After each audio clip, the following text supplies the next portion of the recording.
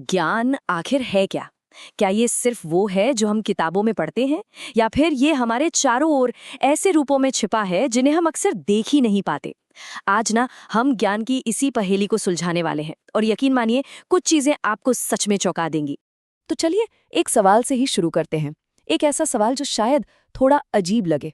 क्या ऐसा हो सकता है कि एक किसान जिसके पास कोई डिग्री नहीं, वो एक बड़े प्रोफेसर से ज्यादा ज्ञानी हो? ये सवाल है ना, ज्ञान की हमारी पूरी समझ को हिलाकर रख देता है। जरा इसे देखिए, हाथ से बना हुआ एक नक्शा, या शायद कुछ और। कितनी उलझी हुई लकीरें हैं, कुछ निशान बने हैं। देखकर क्या लगता है?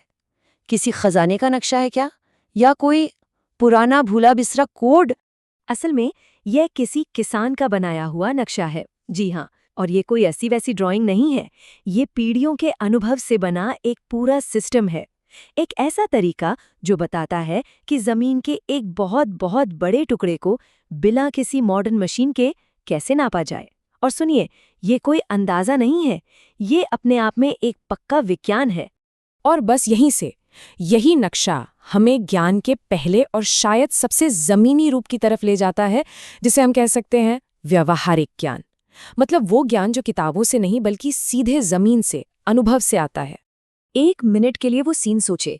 एक तरफ है कलेक्टर साहब, एक बड़ा सरकारी अफसर, और दूसरी तरफ एक साधारण सा किसान। और हो क्या रहा है? वो किसान कलेक्टर साहब को सिखा रहा है कि 300 एकड़ के खेत को कैसे नापते हैं। ये एक छोटी मोटी बात नहीं है। ये घटना तो शक्ति और ज्ञान के बारे में हमारी सारी सोच को ही पलट देती है ना? तो इससे हमें क्या पता चलता है? यही कि असली ज्ञान पर हमेशा किसी औपचारिक शिक्षा की मोहर नहीं लगी होती। कभी कभी वो जमीन की धूल में छिपा होता है, हमारे हाथों की मेहनत में और उस समझ में जो पीढ़ियों से चली आ रही है। तो ये तो हुई जमीन से जुड़े ज्ञान की बात। अब चलिए उस दुनिया में चलते हैं जिससे हम सब शायद ज्यादा वाकिफ हैं, यानी किताबों और क्लासरूम से मिलने वाला ज्ञान। यहाँ दो तस्वीरें हैं। एक तरफ किसान का वो जमीनी प्रैक्टिकल ज्ञान, और दूसरी तरफ ये देखिए, मध्य प्रदेश के अलीराजपुर की 11वीं क्लास की कृषि बोर्ड की कॉपियां। एकदम व्यवस्थित, नियमों में बंधा हुआ ज्ञान। मकसद दोनों का एक ही है, जमीन को समझना, लेकिन रास्ते कितने अलग हैं। और ये है वो सिस्टम जो हमें बताता है कि क्या जानना है, कैसे जानना है, और इम्तिहान में क्या लिखना है। विषय, तारीख, नंबर, सब कुछ पहले से तय है।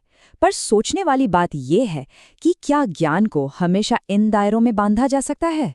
पर एक दिलचस्प बात है, इस फॉर्मल सिस्टम के अंदर भी सबसे अच्छी पढ़ाई कब होती है?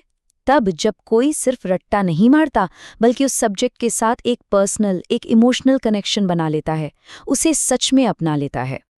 और ये जो पर्सनल कनेक्शन की बात है ना, यही हमें ज्ञान के तीसरे और शायद सबसे जरूरी रूप की तरफ ले जाती है। ये है भावनात्मक और नैतिक ज्ञान। मतलब वो समझ जो हमें सिखाती है कि प्यार क्या है, हमदर्दी क्या है, एक अच्छा इंसान कैसे बना जाता है। सच कहें तो यही वो ज्ञान है जो हमें सिर्फ एक जीव होने से ऊपर उठाकर इंसान बनाता है। कितनी गहरी बात है कि जीवन के सबसे बड़े सबक अक्सर किताबों में नहीं मिलते, शब्दों में नहीं सिखाए जाते, उन्हें तो महसूस किया जाता है। एक नज़र में, एक छुअन में, किसी को चुपचाप अपना काम करते देखकर बस सीख लिया जाता है। और जानते हैं, ये कोई आज की नई बात नहीं है। बहुत पहले से बड़े बड़े विचारकों ने इस इमोशनल ज्ञान के महत्व को समझा है, खास तौर पर उस ज्ञान को जो एक माँ से मिलता है। देखिए, आचार्य चाणक्य क्या कहते हैं? वो हमें याद दिलाते हैं कि एक माँ सिर्फ पालने वाली नहीं होती, वो पहली गुरु होती है। वही तो हमें जिंदगी के वो पहले और सबसे जरूरी पाठ पढ़ाती है, जिन पर हमारी पूरी पर्सनैलिटी की नींव टिकी होती है। तो अब तक हमने ज्ञान के 3 अलग अलग लेकिन कहीं ना कहीं आपस में जुड़े हुए रूपों को देखा। अब सवाल ये उठता है कि ये तीनों एक साथ कैसे काम करते हैं? इनका हमारी जिंदगी में मतलब क्या है? तो ये हैं ज्ञान के 3 स्तंभ। पहला, व्यवहारिक ज्ञान जो जमीन से मिलता है। दूसरा, औपचारिक ज्ञान जो किताबों से मिलता है। और तीसरा, भावनात्मक ज्ञान जो जिंदगी के अनुभवों से और खास तौर पर एक माँ से मिलता है। और असली समझदारी किसी एक को चुनने में नहीं है, बल्कि इन तीनों में एक बैलेंस बनाने में है। मतलब जिंदगी में प्रैक्टिकल स्किल्स भी हो, फॉर्मल एजुकेशन भी हो और इमोशनल समझ भी हो। जब ये तीनों साथ आते हैं तभी बात बनती है। तो आखिर में बस एक सवाल सोचने के लिए, हम अपनी जिंदगी में किस ज्ञान को सबसे ज्यादा सम्मान देते हैं और किस ज्ञान को शायद अनजाने में ही नजरअंदाज कर देते हैं? जरा सोचिएगा, इसका जवाब शायद हमें खुद के बारे में बहुत कुछ बता जाए।